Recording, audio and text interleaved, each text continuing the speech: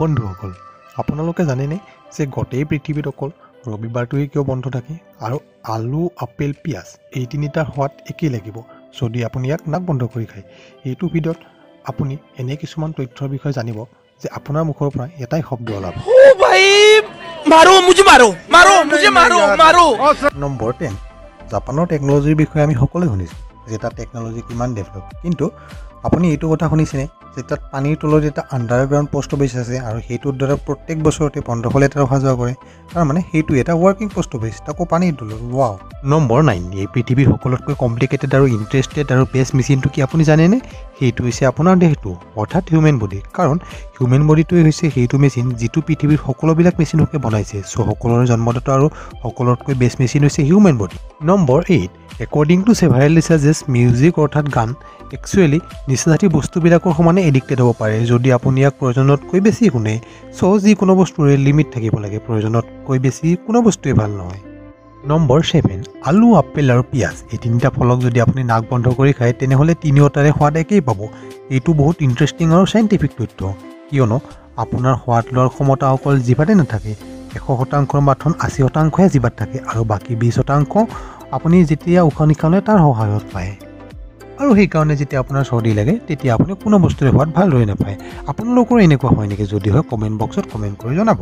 Number 6, BMW কোম্পানীয়ে এনেকুৱা এখন কাৰ উলিয়াইছে য'ত পৃথিৱীৰ সকলোতকৈ ক'লা মেটেৰিয়েলটো পেইণ্ট কৰিছে আৰু পৃথিৱীৰ সকলোতকৈ ক'লা মেটেৰিয়েলটো হৈছে ফাণ্টা ব্লেক মেটেৰিয়েল। এইটোৰে সেইখন কাৰক পেইণ্ট কৰা হৈছিলে আৰু যেতিয়া আপুনি সেইখন গাড়ী দেখিব তেতিয়া আপোনাৰ এনেকুৱা লাগিব আপুনি এনেকুৱা এটা বস্তু দেখি আছে যেন যিটো পৃথিৱীত এক্সিষ্টেড কৰে। নম্বৰ 5, এনেকুৱা ধৰণৰ এটা মাছ আছে যিটোৰ নাম হোৱাইট ড্ৰেগন কিং ক্ৰন বেটা, যিটোক এই পৃথিৱীৰ সকলোতকৈ কুলেষ্ট লুকিং ফিছ বুলি কোৱা হয়, অৰ্থাৎ সকলোতকৈ দেখিবলৈ ধুনীয়া মাছ। আপুনি স্ক্ৰীণত দেখিলে গমেই পাব, যিটো অকল সাগৰতহে পোৱা যায়। নম্বৰ 4, যদি আপুনি সাধু এজনক জীৱনত জীয়াই থকাৰ বেষ্ট উপায় কি, অৰ্থাৎ জীৱন জীয়াৰ মূল মন্ত্ৰ কি এনেকৈ সোধে, কি উত্তৰ পাব জানেনে? আৰু এনেকৈয়ে এজন মানুহে বহুতকেইজন সাধুক ব্লগ ধৰি সুধিছিলে, কাৰণ তেখেতে জানিব বিচাৰিছিলে যে সাধুসকলৰ মতে জীৱনত জীয়াই থকাৰ বেষ্ট উপায়টো কি। এইটো জানিবলৈ তেওঁ এটা সৰু ছাৰ্ভে কৰিছিলে আৰু তাৰ পৰা 80% সাধুৱে অকল এটাই উত্তৰ দিছিলে, আৰু সেইটো হৈছে don't reply when you angry and don't promise when you are happy and don't decide when you are said.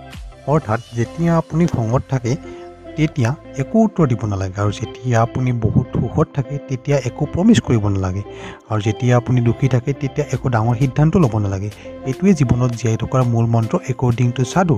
আৰু ময়ো ভাবোঁ যদি আপোনালোকেও এইটো জীৱনত এপ্লাই কৰে তেনেহ'লে বহুত আগলৈ যাব পাৰিব।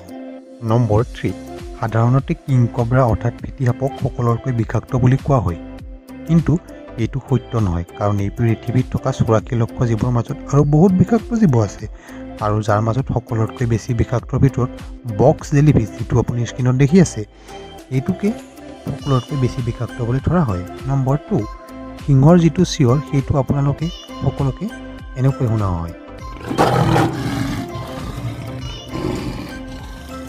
কিন্তু সিংহৰ আচল চিঞৰ এইটো নহয়। এইবিলাক কেৱল ভইচ আৰ্টিষ্টে মুখেৰে ক্ৰিয়েট কৰাই শব্দ। সিংহ এটাৰ আচল চিঞৰটো হৈছে এইটো।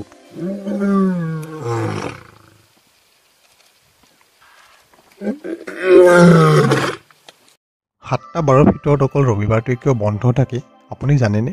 প্ৰথমে যেতিয়া ইংৰাজে ভাৰতত শাসন চলাই আছিলে তেতিয়া ভাৰতৰ কাম কৰা মানুহৰ দ্বাৰা 24 ঘণ্টাই কাম কৰা হৈছিলে, আৰু তেতিয়াই নাৰায়ণ মেঘাজী লখাণ্ডে নামৰ এজন মানুহে ব্ৰিটিছ গভৰ্ণমেণ্টৰ তাত গৈ এইটো ৰিকুৱেষ্ট কৰিছিলে যে আমাৰ ইয়াৰ মজদুৰবিলাকে ইমান টাইম কাম কৰে, চ' সিহঁতক 7 দিনৰ ভিতৰত এদিন ছুটি দিবলৈ লাগে।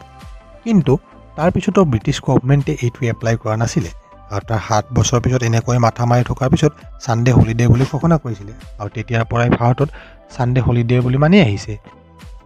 এইটো হ'ল অকল ভাৰতৰে কাহিনী, কিন্তু বেলেগ দেশবিলাকত ছানডে হলিডে বহুত আগৰ পৰাই ৰাখি আহিছিলে। তাত ভগৱানক এদিন প্ৰাৰ্থনা কৰাৰ কাৰণে আৰু দেশটোকো এদিন জিৰণি দিবৰ কাৰণে ছানডে হলিডে ৰাখিছিলে, আৰু এনেকৈয়ে এখনৰ পৰা এখন দেশে ইয়াক লক্ষ্য কৰি ছানডে হলিডে ৰখা কৰিছিলে। তো বন্ধুসকল, আজিলৈ ইয়াতে, পিছত আকৌ নতুন এটা ভিডিঅ'ৰ সৈতে আপোনালোকৰ মাজত উপস্থিত হ'মেই। আৰু যদি আপুনি পিছলৈ এনেকুৱা ভিডিঅ' চাই থাকিব বিচাৰে তেনেহ'লে চেনেলটো ছাবস্ক্ৰাইব কৰিব, আৰু ভিডিঅ'টো ভাল লাগিলে লাইক কৰিবলৈ নাপাহৰিব। থেংক ইউ, জয় আই অসম।